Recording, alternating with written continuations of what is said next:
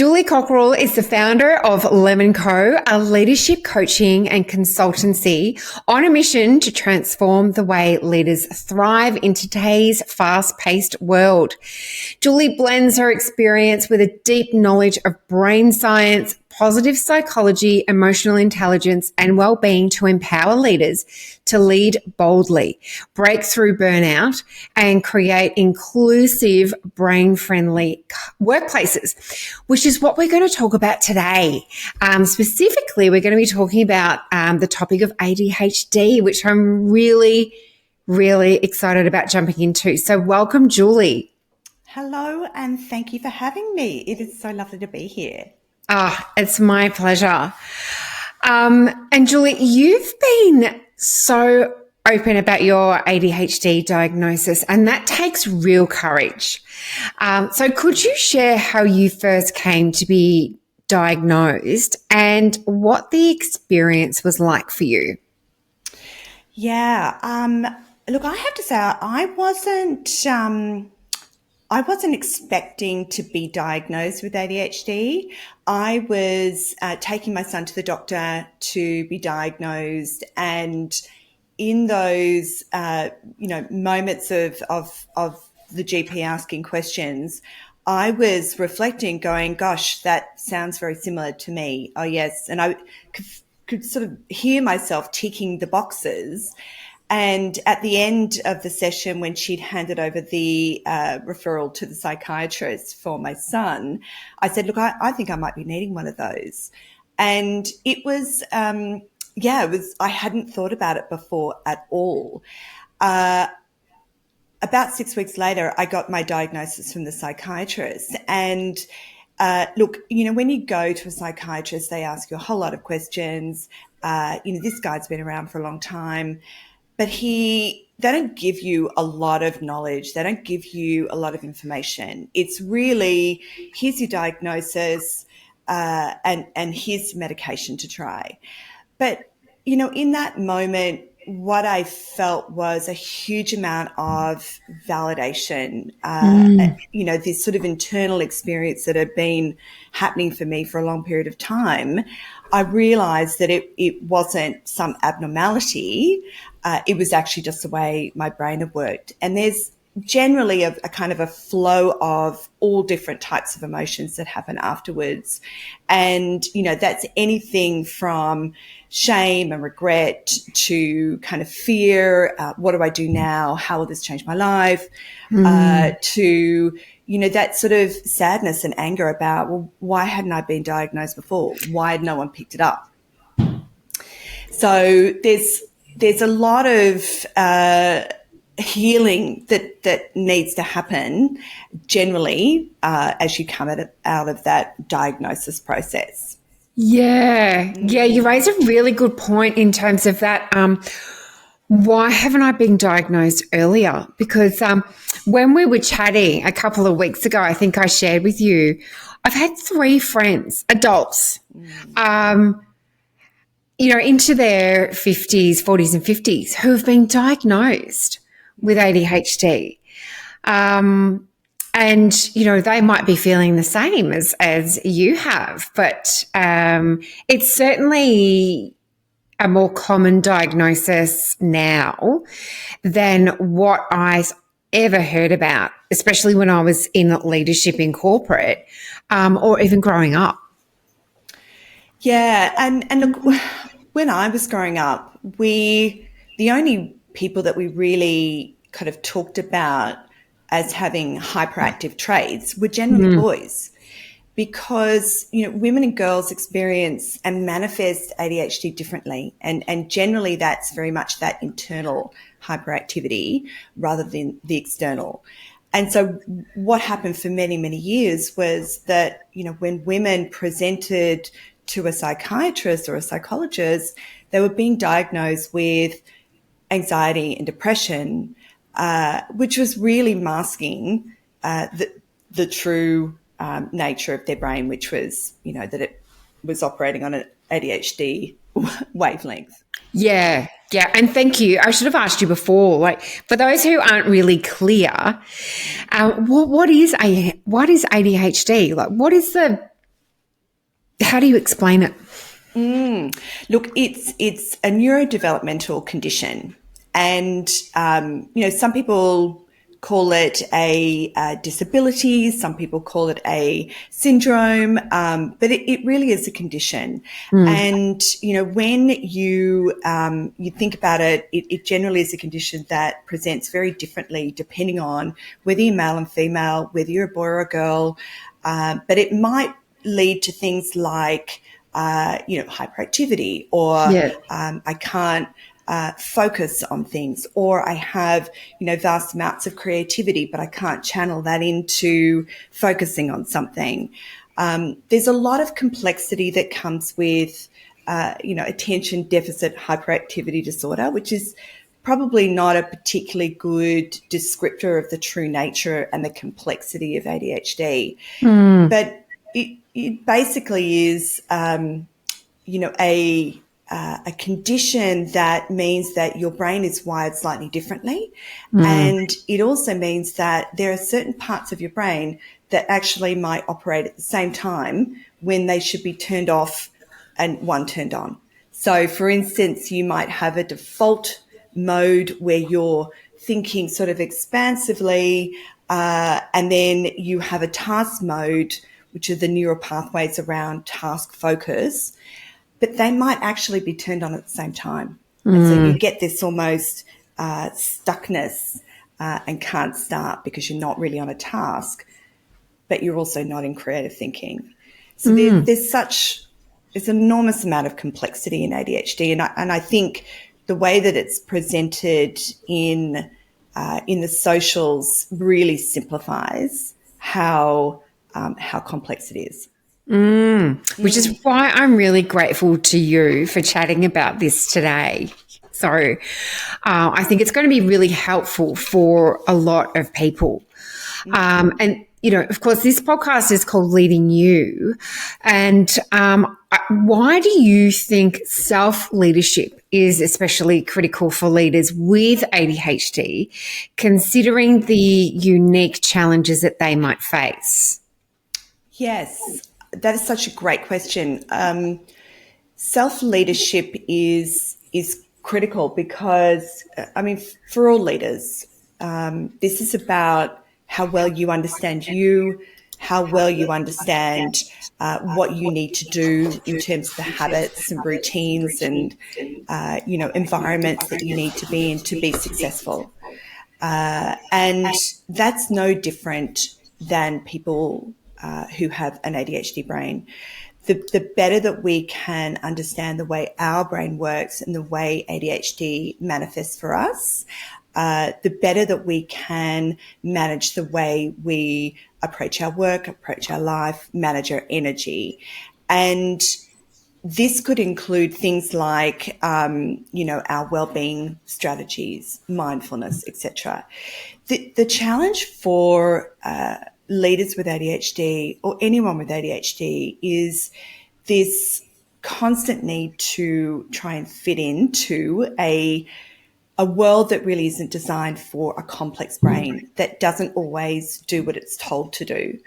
And that's why 93% of people with adults with ADHD either experience burnout or burnout symptoms. And generally that's because, we're masking more to fit in. We've got more hyperactivity in our brain, utilizing a lot of the energy that you need for good decision making and rational thinking and emotional regulation. That sort of drawing down on that, that capacity leaves you feeling like you've got a lower energy, capacity to make decisions is lower, being emotionally agile is more difficult. So the more that we can do to support ourselves and manage ourselves, we're going to be in a much better position to be successful. And look, we also need to be highly self-compassionate because the brain doesn't always work the way we'd like it, but it can work, how you need it to if you set up the right environment for it. Yeah. Yeah, I love that. So, leaders with, or anyone, as you said before, with ADHD often have incredible strengths. So how can they harness their brain's unique wiring to enhance their performance and leadership? Because, as you were talking before, I was thinking, that would take a lot of self-awareness to understand when you're pushing too hard, or when you can push more, whatever that looks like, and when you need to give yourself a break. Yeah, yeah. And often what happens is, like a lot of people, neurodivergent or not, they'll push to the edge, burn out and fall down. Yeah. And then they've got to make, that's the impetus for the change. So the more awareness that we can have and start to make those changes, hopefully we don't get to that edge. Look, I think there's probably three things that I think are absolutely critical for, leaders with ADHD at work. And the first thing is that we need to understand our inherent strengths, not just our ADHD strengths. So, get yourself and do a strength profile or a Gallup Strength Finder, and make sure you really, really understand what your core strengths are, but also what your weaknesses are. Because if we're in jobs that are using too much of our weaknesses, chances are that is unmotivating. It's going to be harder to get the work done. It's going to be less energizing, very disengaging. And so we want to make sure that we are leveraging our strengths and developing our strengths, not just our inherent brain strengths. That's kind of the first thing. The second thing I would say is that we've got to have a really strong wellbeing game.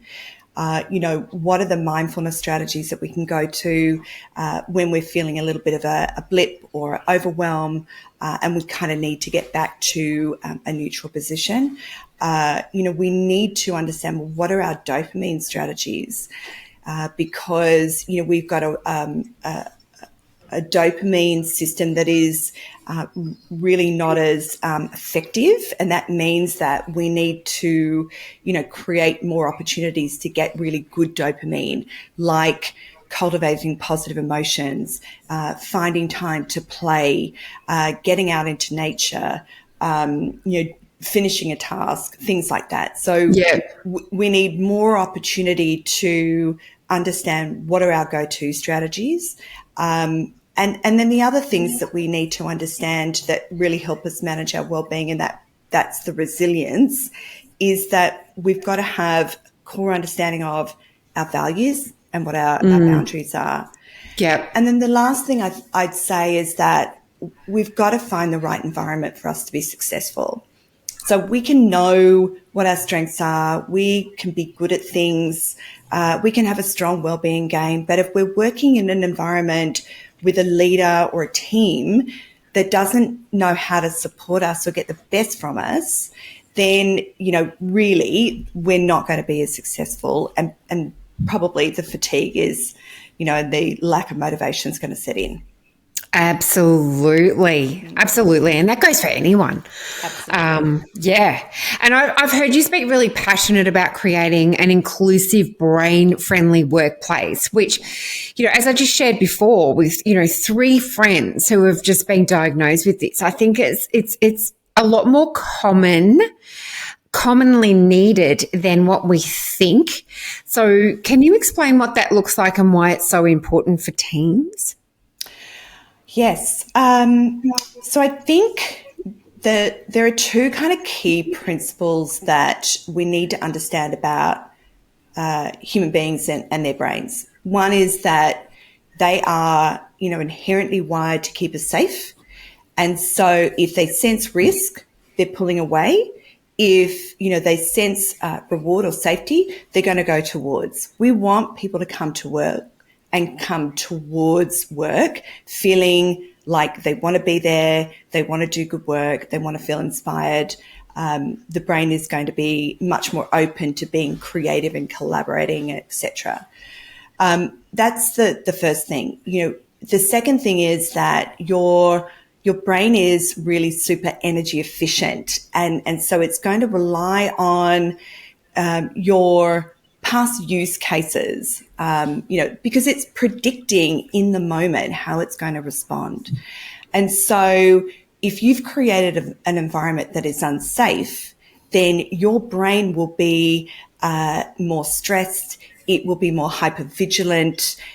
It will be looking for risk. And that means you can't possibly be accessing as much of that good part of your decision-making, creativity, working memory, learning part of your brain.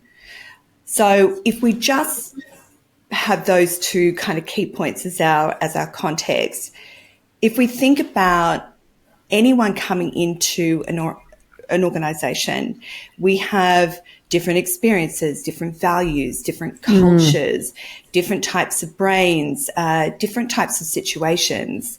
And really, an organization's job is to create psychologically safe environments where we can harness all of that great experience and thinking.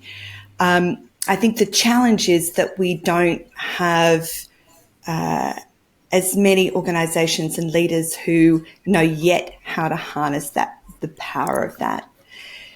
But if we think about the brain-friendly team environment, that's about creating safety, a sense of belonging, a sense of respect. It's about that foundation of psychological safety. It's clarity on roles and responsibilities. It's the leadership disciplines around having, regular catch-ups that are meaningful, that are coaching oriented, that are kind and caring, asking about the individual, not just what they're doing.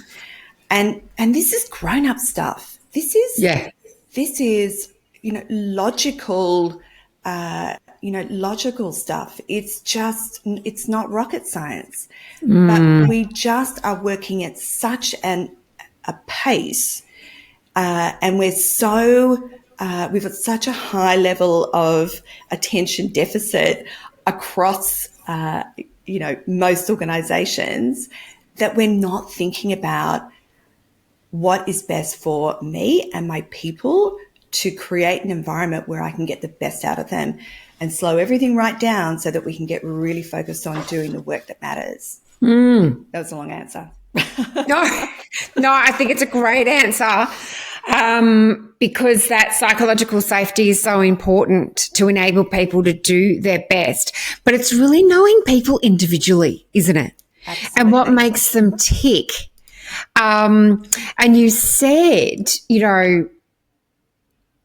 I speak generally because I know we do have some bad leaders in organisations, but overall, leaders want to support their neurodivergent team members, but they don't know where to start. And you've shared some of the things that I think overall create a really great environment. Is there anything specific that leaders might need to do if they're aware of a diagnosis? Like if a team member shares with them, hey, I've got this diagnosis, I just want you to know.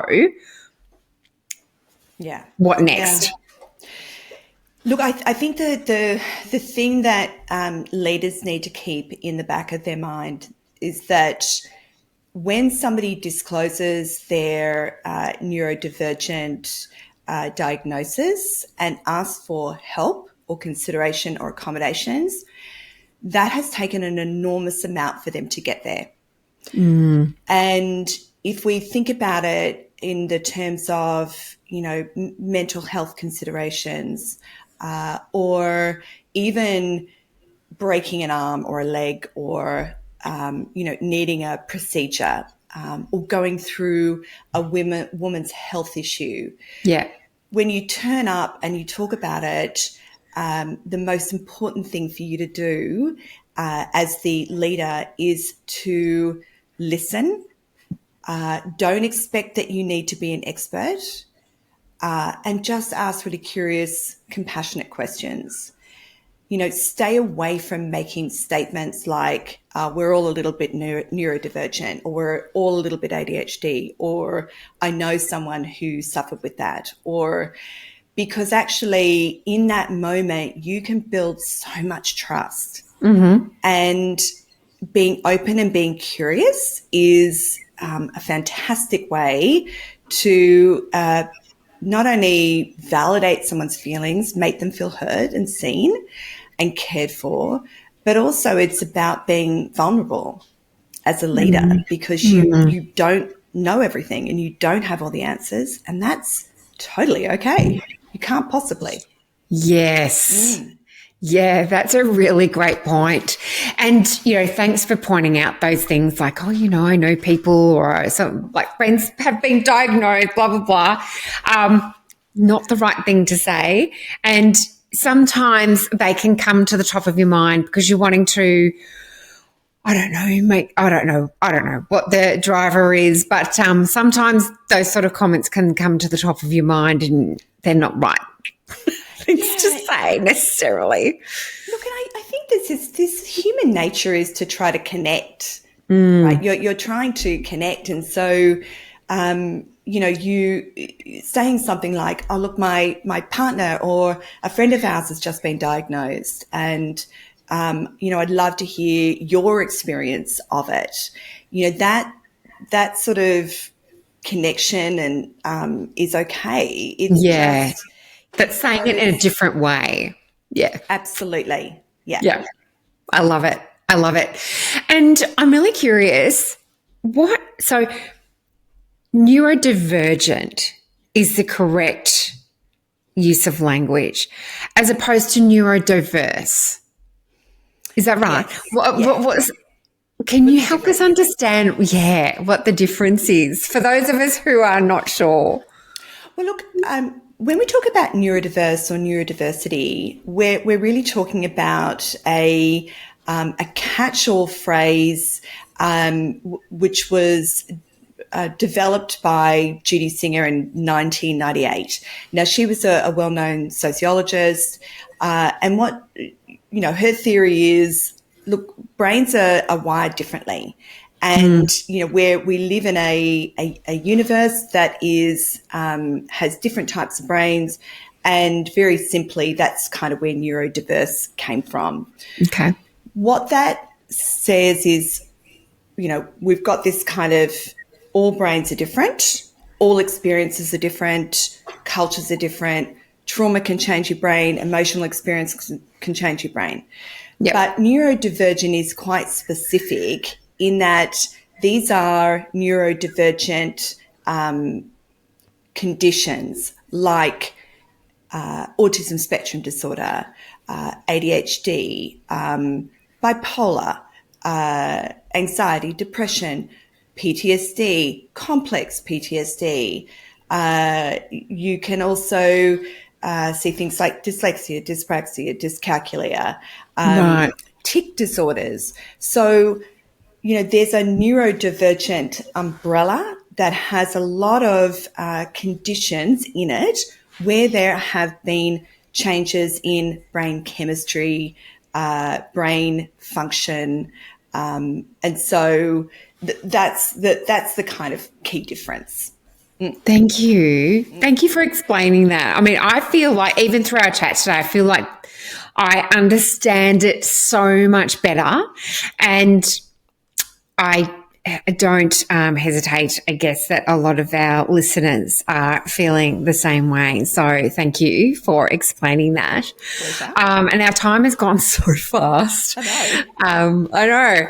But so as a final note, for leaders, and of course we're all leaders of self in the first instance, but for leaders who are either navigating their own ADHD diagnosis or leading neurodivergent teams, what's one key piece of advice that you'd give them to help them unlock their full potential? Look, I think there's lots of things that you can do, but I think the most important thing that you can do is focus on the relationship that you have with yourself.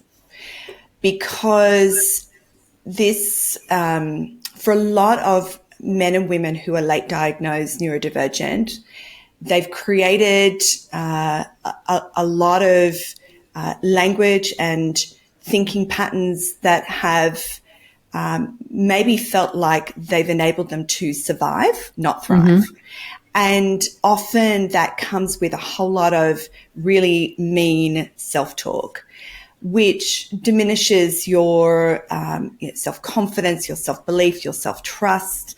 And so when you focus on your relationship with yourself and you start to get really to the core of who you are and what you think and what you believe and what you value, and you really sprinkle that with a whole lot of self-compassion and self-love, you will start to heal, but you'll also start to build your confidence and your self-belief, and you will feel more like you can stand out there and say, look, I have got an ADHD brain, and actually that doesn't make me any less smart or any less effective, but actually this is the way I need to work, and I need you to support me in doing that. I think that is probably my number one tip. Yeah. Amazing. Julie, thank you so much for speaking about this and your diagnosis so openly, but also, really shining a light in this space, which I think is still very, very clouded, very confused.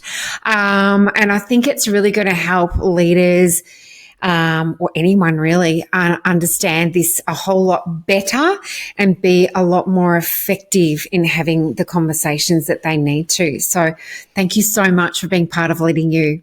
My pleasure. And I've enjoyed the conversation. It's gone very quickly. It has. Thanks, Julie. Thanks, Julie. Take care.